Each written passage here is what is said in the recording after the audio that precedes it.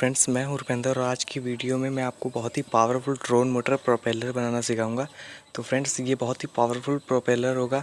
मैंने जैसा कि शुरुआत में मैंने आपको दिखा दिया, तो फ्रेंड्स इससे आपको अंदाज़ा लग जाएगा।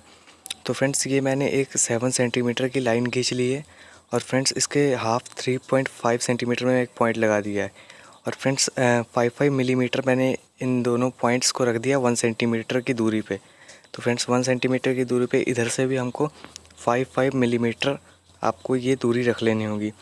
फ्रेंड्स, अगर आपको अभी ना समझ आए तो मैं वीडियो के थोड़ी सी बीच में आपको बड़ा करके दिखा दूंगा, तो आपको बढ़िया से समझ आ जाएगा। तो फ्रेंड्स, इस बीच में भी 2-2 मिलीमीटर की आपको दूरी रखनी होगी।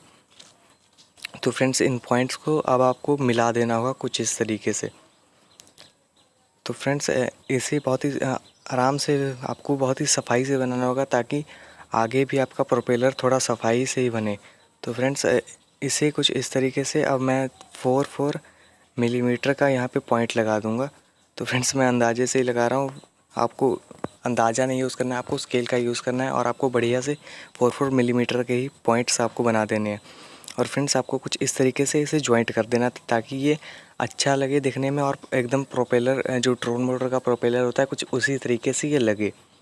तो फ्रेंड्स, मैं इधर भी इसे 4 मिलीमीटर से इसे कुछ इस तरीके से जोड़ दूंगा। फ्रेंड्स, आपसे एक छोटी सी रिक्वेस्ट है कि अगर आपको हमारी वीडियो अच्छी लग रही हो तो फ्रेंड्स हमारी वीडियो को एक लाइक ज़रूर कर देना और चैनल को सब्सक्राइब कर लेना ऐसी और इंटरेस्टिंग वीडियोस देखने के लिए। फ्रेंड्स, ये देखिए हमारा ये प्रोपेलर पेपर पे बन के तैयार हो गया है। तो फ्रेंड्स, इन जॉइंट को भी मैं जोड़ दूंगा और फ्रेंड्स इसके बाद इसे मैं कैंची से आपको दिखा दे रहा हूँ। ये देखिए फ्रेंड्स, इसका ये नाप है।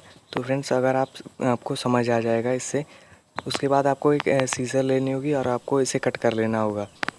तो फ्रेंड्स, मैंने कट कर लिया और उसके बाद आपको एक प्लास्टिक की 2 लीटर पेप्सी बोतल ले लेनी होगी जिसके बीच का हिस्सा आपको काम आएगा, क्योंकि इसके बीच का हिस्सा सीधा होता है और इसमें कोई भी मूवमेंट नहीं हुई होती है। तो फ्रेंड्स, इसे आपको कट कर लेना होगा कुछ इस तरीके से। हमें ज़्यादा नहीं चाहिए, कुछ लास्ट का सिरा ही चाहिए। तो हम नाप करके देख ले रहे हैं हमें कितना चाहिए। तो फ्रेंड्स, मैं ऐसे प्रोपेलर जो पेपर में ड्रॉ किया उसको रख दूँगा और देख लूँगा नाप के कि कितना चाहिए, तो उतना मैं सीज़र से कट कर लूँगा। तो फ्रेंड्स, मैंने ये पूरा प्रोपेलर ये देखिए ये कट कर लिया है। तो फ्रेंड्स, ये देखने में कितना बढ़िया लग रहा है और फ्रेंड्स ये हवा भी तो बहुत तेज़ देता है। और इसके बाद आपको एक लाइटर ले लेना होगा ताकि इसको आप बीच से कुछ इस तरीके से मोड़ लें। तो फ्रेंड्स, मैं इस लाइटर से गर्म करके मोड़ लूँगा ताकि ये आसानी से मुड़ जाए। आपको बहुत ही ध्यान से लाइटर यूज़ करना होगा। अगर आपने ज़्यादा यूज़ कर दिया तो आप इसे जला भी देंगे और ये अलग अलग दोनों प्रोपेलर हो जाएंगे।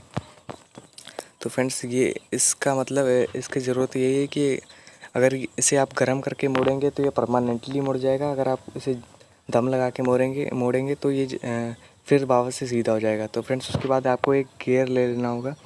तो फ्रेंड्स, इसे मैं एक फेविक्विक की हेल्प से चिपका दूंगा। तो फ्रेंड्स, आपको थोड़ी देर पकड़े रखना होगा क्योंकि फेविक्विक प्लास्टिक के ऊपर थोड़ी काम नहीं करती। आप चाहें तो एमसील का भी यूज़ कर सकते हैं या आरएल डाइट लगा सकते हैं। तो फ्रेंड्स, इसे देखिए मैंने इस मोटर पे किस तरीके से फिक्स कर दिया है। तो फ्रेंड्स, अब मैं आपको इसकी पावर दिखाऊंगा। तो फ्रेंड्स, इसकी आवाज़ सुनना आपको मज़ा आ जाएगा। आवाज़ सुन के आपको लगेगा कि हाँ, ये ड्रोन में काम आ सकता है।